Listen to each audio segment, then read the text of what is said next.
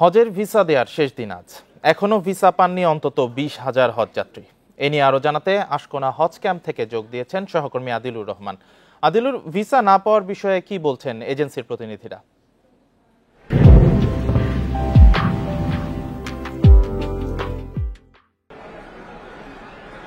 দেখুন, ভিসার মেয়াদ কিন্তু আসলে প্রথমে ছিল 29 এপ্রিল পর্যন্ত, যেটি আসলে যখন হজ চুক্তিটি করা হয় তখন কিন্তু আসলে 29 এপ্রিল হজের যে ভিসা ইস্যু, সেই ভিসা ইস্যু শেষ দিন ছিল।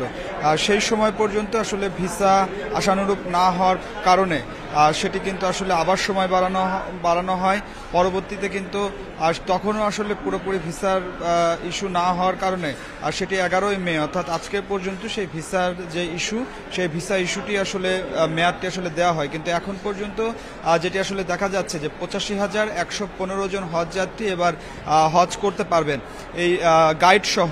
তো এই এত সংখ্যক ভিসা কিন্তু আসলে সবার ভিসা এখন পর্যন্ত হয়নি, যেটি আসলে বলা হচ্ছে যে 65,000-এর মতো ভিসা আসলে এখন পর্যন্ত হয়েছে। কারণ ভিসাগুলো তো অনলাইনে হচ্ছে, সে কারণে প্রতিনিয়তই নতুন নতুন করে আসলে ভিসা হচ্ছে। তবে শেষ পর্যন্ত আজকেও আসলে ভিসা পুরোপুরি না হওয়ার এক ধরনের একটা শঙ্কার কথা কিন্তু আসলে যেমন এজেন্সি থেকে বলা হচ্ছে, তেমনি কিন্তু আসলে হজ অফিস থেকেই বলা হচ্ছে। এবং এই যে ভিসা ইস্যু আজকে হবে না বা এরকম যে একটা শঙ্কা, সেই শঙ্কা থেকে এরই মধ্যে ধর্ম মন্ত্রণালয় তারা কিন্তু আসলে ভিসার ইস্যুর যে সময়, সেই সময় বাড়ানোর জন্য এর মধ্যে তারা কিন্তু আসলে আবেদন করেছে।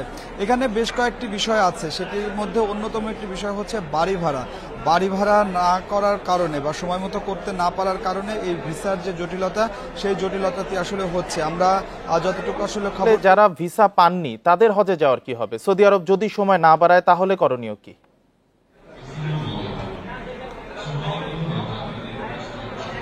দেখুন, সৌদি আরব যদি আসলে ভিসার সময় যদি আসলে না বাড়িয়ে থাকে, তাহলে কিন্তু আসলে এই যে সংখ্যক প্রায় 20,000-এর মতো ভিসা এখনো হয়নি, এই মানুষগুলো কিন্তু আসলে হজে যেতে পারবেন না, এটি আসলে বলা যায়।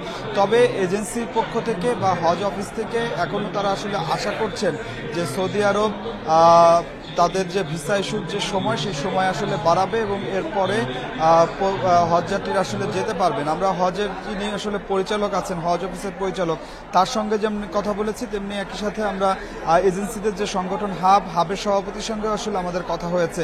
তারা আসলে আশা করছেন যে যদি ভিসা আজকে সব ভিসা সম্পন্ন না হয়, সেক্ষেত্রে আসলে সৌদি আরব আবার সময় বাড়াবে এবং প্রত্যেকটি হজযাত্রী যারা আসলে চূড়ান্ত নিবন্ধন করেছেন, প্রত্যেক হজযাত্রী হজে যেতে পারবেন এমন একটা আশার কথা আসলে এই হজ অফিস থেকে আসলে বলা হচ্ছে। এখন পুরোটাই আসলে নির্ভর করছে সৌদি আরবের উপরে, যে সৌদি আরব আবার কয় তারিখ পর্যন্ত ভিসার মেয়াদ আসলে বা ইস্যুর মেয়াদ কতদিন আসলে বাড়াবে। এবং একই সাথে অনেক এজেন্সি এখন পর্যন্ত কিন্তু আসলে তাদের বাড়ি ভাড়ার কাজটি আসলে শেষ করতে পারেনি। সেই বাড়ি ভাড়ার কাজ শেষ করতে না পারার কারণেই কিন্তু মূলত এই যে ভিসার যে জটিলতাটি, সেই ভিসার জটিলতা হয়েছে।